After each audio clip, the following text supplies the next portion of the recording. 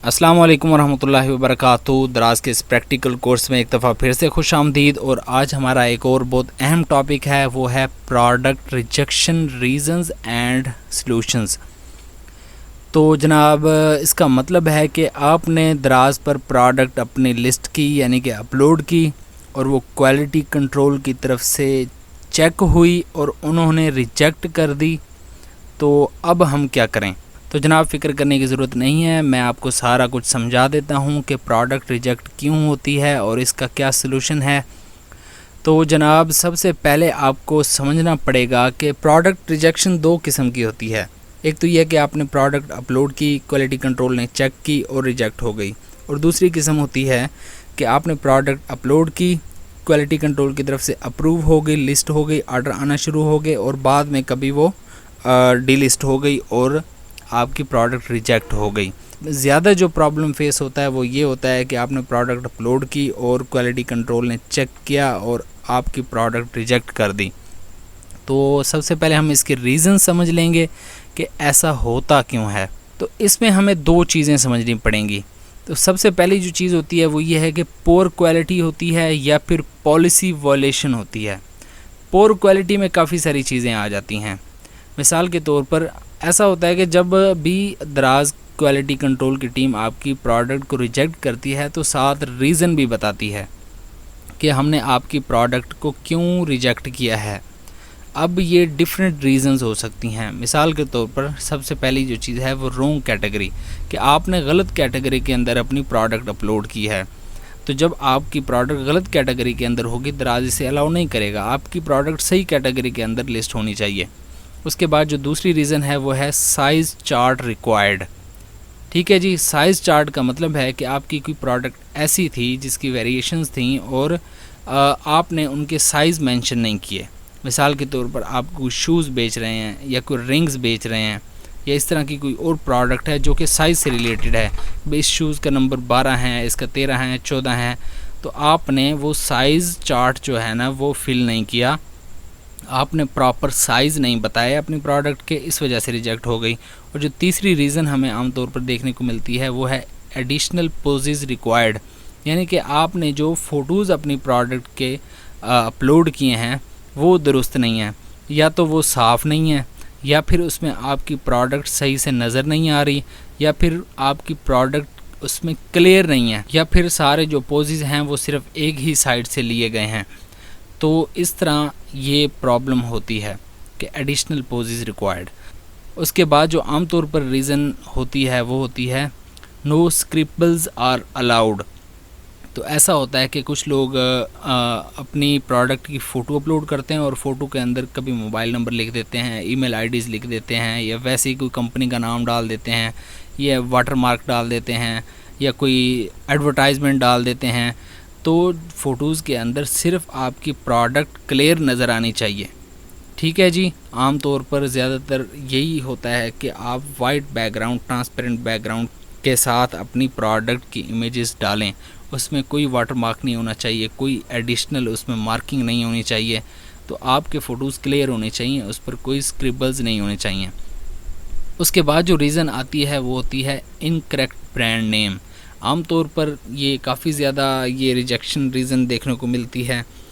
मिसाल के तौर पर आपने एक हैंड्स फ्री बेचनी है और हैंड्स फ्री के फ़ोटोज़ में जो है वो A4 टैग की हैंड फ्री है। फ़ोटोज़ में जो प्रोडक्ट है उस पर लिखा हुआ है A4 टैग और आपने ब्रांड नेम डाल दिया है ऑडियोनिक का। तो ये आपकी प्रोडक्ट रिजेक्ट हो जाएगी क्योंकि फ़ोटोज़ में प्रोडक्ट और है और आपने जो ब्रांड नेम लिखा हुआ है वो गलत लिखा हुआ है। तो आपने किसी भी इनकरेक्ट ब्रांड नेम या मिसलीडिंग ब्रांड नेम को इस तरह का नहीं लिखना। अगर आपकी ब्रांड नेम आपके पास कोई प्रॉपर नहीं है तो आप नो ब्रांड में उसे लिस्ट करेंगे। गलत ब्रांड आप लिखेंगे तो आपकी प्रोडक्ट रिजेक्ट हो जाएगी। उसके बाद जो हमारे पास रीज़न आती है वो होती है product not allowed on website.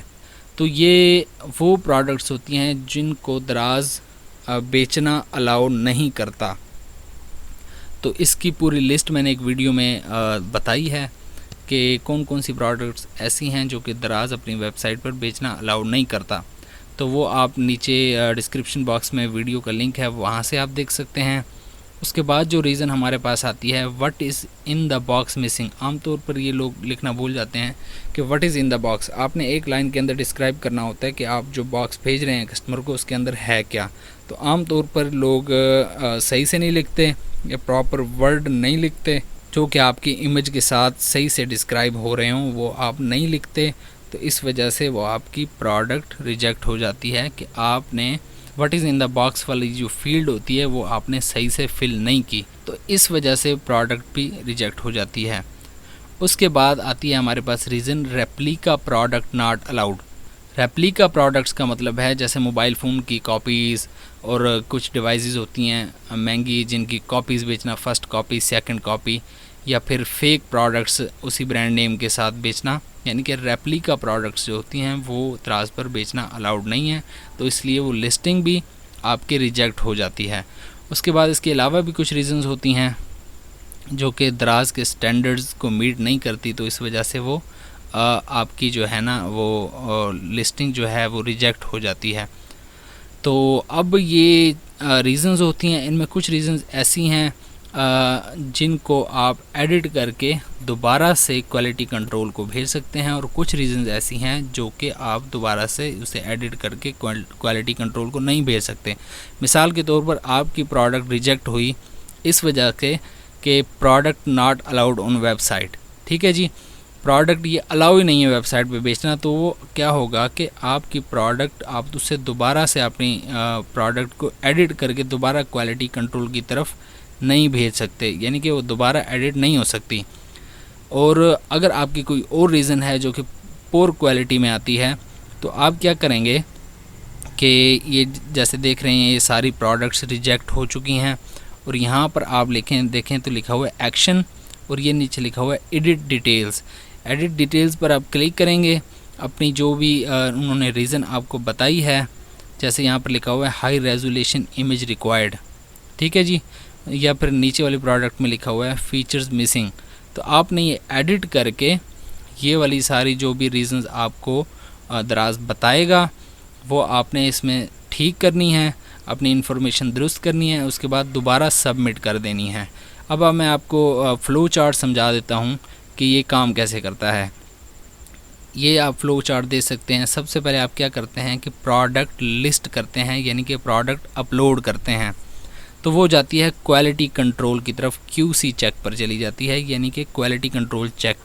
तो वो टीम उस प्रोडक्ट की लिस्टिंग को चेक करते हैं कि ये सही से लिस्ट हुई है या नहीं हुई, तो वो अपने स्टैंडर्ड के हिसाब से चेक करते हैं। अगर तो वो कर लेते हैं इसे अप्रूव। जब अप्रूव हो जाती है तो क्या होता है कि लाइव ऑन वेबसाइट, ठीक है जी, तो वो वेबसाइट पर लाइव हो जाती है, कस्टमर उसे देखना और ख़रीदना शुरू कर देते हैं। अगर तो QC चेक से वो हो जाती है रिजेक्ट, तो जब रिजेक्ट हो जाएगी तो आप क्या करेंगे, उससे एडिट एंड री लिस्टिंग करेंगे। जैसे आप एडिट करके दोबारा सबमिट करेंगे तो वो दोबारा क्वालिटी कंट्रोल की तरफ चली जाएगी। उसके बाद अप्रूव होगी तो लाइव हो जाएगी, अगर रिजेक्ट हो जाएगी तो फिर आप उसे दोबारा एडिट करेंगे।